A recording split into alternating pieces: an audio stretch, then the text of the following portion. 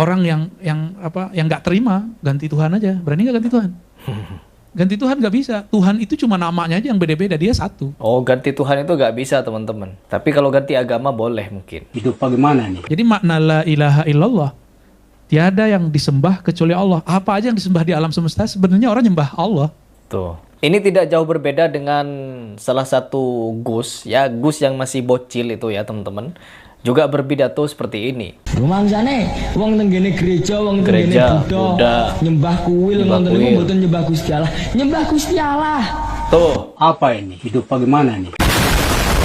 A'udzubillahi minasyaitonirrajim. Bismillahirrahmanirrahim.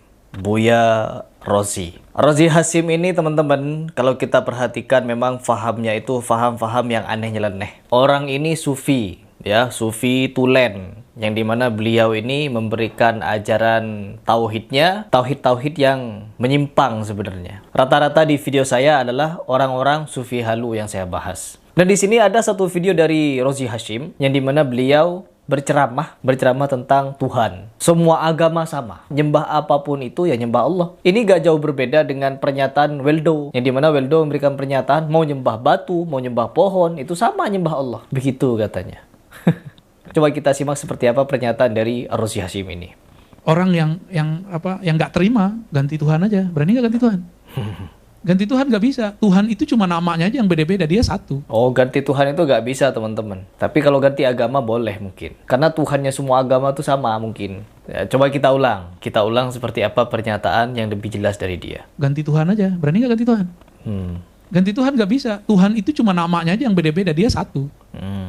Tuhan. Jadi makna la ilaha illallah, tiada yang disembah kecuali Allah. Apa aja yang disembah di alam semesta sebenarnya orang nyembah Allah. Tuh. Jadi apa saja yang disembah oleh manusia di seluruh dunia ini pasti mereka nyembah Allah. Ini tidak jauh berbeda dengan salah satu Gus, ya Gus yang masih bocil itu ya teman-teman. Juga berpidato seperti ini. Rumangsane wong tenggene gereja, wong tenggene Buddha, nyembah kuil, ngoten niku mboten nyembah Gusti Allah, nyembah Gusti Allah. Tuh, semua agama ini benar nyembah Allah. Coba caranya aja yang berbeda-beda. Entah itu nyembah sapi, nyembah kuburan, nyembah ini, nyembah itu. Semuanya sama saja tujuannya pada Allah. Ini pondok pesantren ini. Modelnya seperti ini. Bagaimana generasi ke depannya kalau pemikirnya seperti ini? Jangankan si anak-anak ini yang diberikan mikrofon. Si Buya mengatakan hal demikian.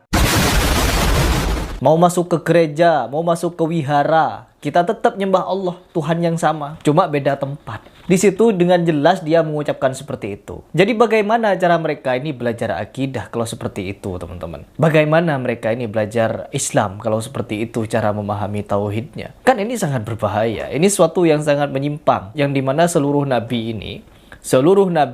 diutus untuk menegakkan tauhid, menyembah Allah yang satu, menyembah Allah yang esa. Enggak. Kalau menurut Buya Rozi Hasyim, teman-teman, semua orang di dunia ini, entah agama apapun dia, tetap nyembah Allah. Hindu, nyembah Allah juga. Meskipun dewa-dewanya banyak, tetap ya nyembahnya Allah. Buddha, ya Buddha juga nyembah Allah. Ada tuh yang menyatakan seperti itu. Yang menyatakan siapa?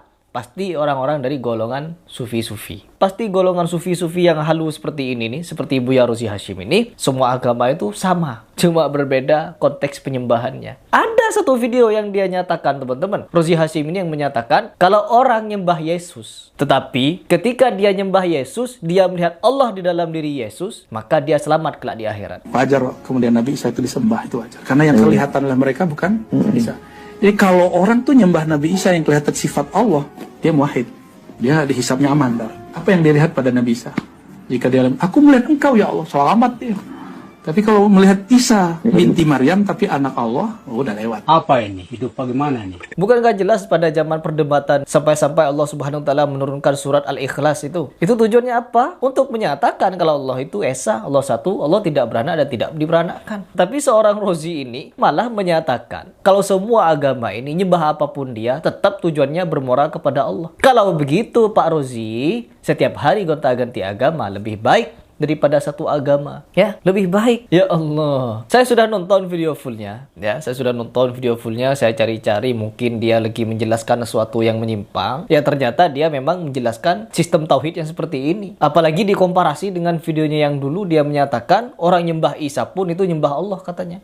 Sesuai, sangat-sangat sesuai di sini. Mau dibawa ke mana agama ini kalau dipegang orang-orang seperti ini? Bagaimana jemaah-jemaah yang mengikuti kajian dia kalau seperti ini? Bahkan teman-teman, ketika kita menyimak sesuatu yang seperti ini, syubhat yang seperti ini, pasti ada saja komentar-komentar yang pro, percaya terhadap dia. Percaya kepada Rozi Hashim dan mendukung statement dia. Ya Allah, coba kita simak bantahan dari salah satu ustadz yang dimana beliau juga aktif di media sosial, memberikan statement yang cukup tegas mengenai pernyataan ini. Pertanyaan yang sudah banyak ditanyakan oleh berbagai pihak dari video berikut ini. Itu cuma namanya aja yang beda-beda, dia satu. Jadi makna la ilaha illallah, tiada yang disembah kecuali Allah. Apa aja yang disembah di alam semesta sebenarnya orang menyembah Allah. Wajar kemudian Nabi Isa itu disembah, itu wajar. Karena yang kelihatan oleh mereka bukan Isa. Jadi kalau orang tuh nyembah Nabi Isa yang kelihatan sifat Allah, dia muwahhid. Dia dihisapnya aman. Apa yang dilihat pada Nabi Isa? Jika dia aku melihat engkau ya Allah, selamat dia. Tapi kalau melihat Isa binti Maryam tapi anak Allah, udah lewat. Jadi kalau kita nanti nyembah ibu kita, nyembah bapak kita gitu ya, disembah sujud setiap hari, 5 waktu sujud kepada bapak karena melihat Allah di dalam diri bapak, kita selamat. Kita nyembah patung apa namanya tuh? Pokoknya patung, kita bikin patung, lalu kita melihat Allah di dalam patung itu. Apakah kita akan selamat? Ini adalah analogi yang dimana Rozi Hashim ini pemahamannya sesat teman-teman, ya, sesat. Oh, Harry Plus gampang menyesatkan. Kalau nggak sesat, apa ini namanya? 7 merah begitu tahe begitu. Melihat Tuhan di dalam diri manusia. Kalau bisa melihat Tuhan di dalam diri manusia, berarti manusia tersebut yang kita lihat sebagai Tuhan bisa menciptakan galaksi, teman-teman. Bisa menciptakan matahari. Kalau ada yang sampai mengucapkan, saya melihat engkau di dalam diri Yesus. Saya bisa melihat engkau di dalam diri orang ini, orang itu, orang ini, orang itu. Apakah orang tersebut bisa menciptakan langit dan bumi? Apakah orang tersebut bisa menciptakan matahari? Enggak. Bahkan kepada kematiannya sendiri, dia tidak bisa mencegah. Ujuk-ujuk mau jadi Tuhan. Allah. Analogi yang tumpul ya teman-teman. Tumpul. Yang pertama, memaknai la ilaha illallah. Tiada Tuhan selain Allah dengan makna bahwa semua yang disembah itu sudah pasti Allah, karena yang disembah itu adalah Tuhan, hanya beda penamaan. Ini adalah bentuk kesesatan yang sangat nyata. Ucapan semisal ini, tiadalah kambing kecuali dia hewan. Artinya semua kambing ini adalah hewan, sebagai makna tiada Tuhan yang disembah oleh agama manapun kecuali dia adalah Allah, adalah benar-benar kesesatan yang bahkan tidak diajarkan oleh aliran sesat sekalipun. Tidak ada satupun madrasah atau madhab akidah dalam ruang lingkup Ahlussunnah wal Jamaah yang berpendapat seperti ini. Dan bahkan firqah menyimpang sekalipun, tidak ada satupun yang secara resmi pendapatnya seperti ini.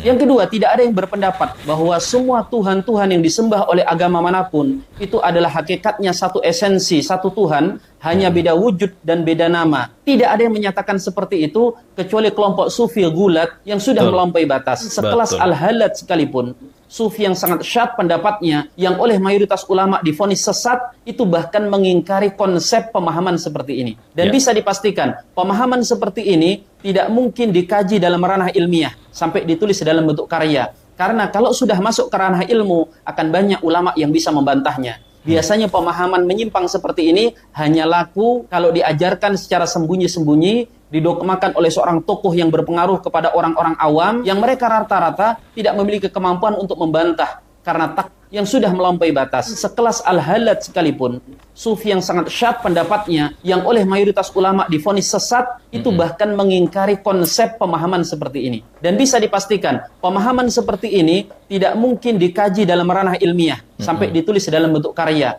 Karena kalau sudah masuk ke ranah ilmu, akan banyak ulama yang bisa membantahnya. Biasanya pemahaman menyimpang seperti ini hanya laku kalau diajarkan secara sembunyi-sembunyi, didogmakan oleh seorang tokoh yang berpengaruh kepada orang-orang awam, yang mereka rata-rata tidak memiliki kemampuan untuk membantah karena taklid buta kepada tokoh yang dia agung-agungkan. Yang ketiga, inti penyimpangan kaum pagan dan orang-orang Nasrani adalah kesyirikan mereka kepada Allah Subhanahu wa taala. Mereka memiliki Tuhan lain selain Allah Subhanahu wa taala. Jangan dikira para penyembah berhala itu meyakini bahwa menciptakan alam semesta ini adalah patung yang dia sembah. Tidak. Lalu kenapa mereka menyembah patung tersebut? Patung itu hanya dijadikan sebagai media. Yang dilihat di patung itu bukan patungnya, tetapi hakikat Tuhan yang ada dalam patung tersebut. Itulah kesyirikan, dan itu yang dilawan oleh agama ini. Makanya dalam ayat dikatakan, "Wala in sa'altahum man khalaqas samawati wal ardh la yaquluna Allah." Kalau engkau tanyakan kepada mereka, siapa pencipta langit dan bumi? Maka mereka akan mengatakan Allah, bukan patung ini. Lalu kalau dikatakan, mengapa kau menyembah berhala ini? Apa jawab mereka? Mana'buduhum illa liyuqarribuna ilallahi zulfa. Kami tidak menyembah mereka ini kecuali untuk mendekatkan kepada Allah sedekat-dekatnya. Ini kan bahasa lainnya. Para penyembah berhala ini melihat ada hakikat Tuhan dalam patung tersebut. Dan ini kesyirikan. Orang-orang yang berbuat kesyirikan itu menjadikan Tuhan yang mereka sembah itu hanya wasilah. Bahkan konsep kesyirikan musyrikin Mekah kala itu adalah hal yang seperti ini. Tidak ada musyrikin Mekah yang meyakini bahwa pencipta langit dan bumi itu adalah patung atau batu-batu yang mereka sembah. Yang keempat, tentang makna la ilaha illallah telah dijelaskan oleh para ulama secara gamblang dalam kitab-kitab akidahnya, yaitu makna kalimat ini la ma'budun bihaqqin illallah, tidak ada yang berhak untuk disembah kecuali Allah Ta'ala semata. Artinya ketika seseorang menyembah atau mengibadahi selain Allah, sesembahan itu tidak berhak untuk disembah. Tidak berhak untuk diibadahi. Bagaimana mungkin dia diibadahi sedangkan dia adalah makhluk yang diciptakan, bukan sang pencipta. Maka konsep la ilaha illallah itu penafian, meniadakan bahwa semua Tuhan-Tuhan yang ada itu bukanlah Tuhan. Dia tidak berhak disembah. Tuhan yang sebenarnya dan berhak untuk disembah adalah Allah Ta'ala semata. Sesederhana itu konsepnya. Dan tidak ada perbedaan pendapat dalam penjelasan makna la ilaha illallah ini. Ulama hanya berbeda dalam masalah perincian atau penekanan-penekanan kalimatnya. Yang kelima, makna la ilaha illallah itu begitu terang, sederhana, dan akan bisa dipahami oleh siapapun yang fitrahnya bersih dan akalnya sehat. Tidak mungkin seseorang ketika membaca la ilaha illallah, dia memahami bahwa semua Tuhan yang ada, yang disembah oleh seluruh umat manusia, dari agama manapun, itu hakikatnya adalah Allah. Orang yang awam saja tidak akan memaknai seperti itu. Sehingga saking terang dan mudahnya kalimat tersebut, la ilaha illallah itu kan sebenarnya ada takdir kalimat yang dibuang. La ilaha ma'budun bihaqqin illallah. Tidak ada Tuhan yang berhak disembah kecuali Allah. Karena kalimatnya begitu terang, maka kalimat tambahan la ma'budun bihaqqin itu dibuang. Seterang misalnya kalimat begini. Seorang kiai mengatakan kepada muridnya, tidak ada yang boleh liburan kecuali yang sudah menyelesaikan tugas hafalan. Takdir kalimatnya, tidak ada yang berhak untuk pergi liburan kecuali yang sudah selesai tugas hafalan.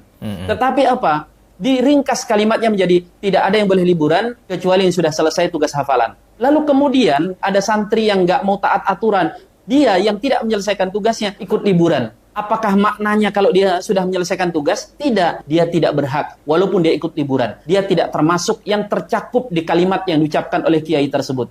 Sesederhana itu kalimatnya. Terkadang demikianlah kesesatan, dia tidak butuh dalil untuk membantahnya, tetapi cukup fitrah yang bersih dan akal yang sehat. Betul. Jadi sudah ya, saya tidak mau menjelaskan panjang lebar karena beliau sudah lebar dan panjang penjelasannya. Tinggal kalian yang memiliki akal sehat untuk mengaktifkan akal sehatnya. Jangan terpengaruh kepada faham-faham sufi yang seperti Rozi Hashim ini atau sufi-sufi pada umumnya yang kebanyakan mereka ini menjual khurafat-khurafat halu-halu tahayul. Begitu saja dari saya.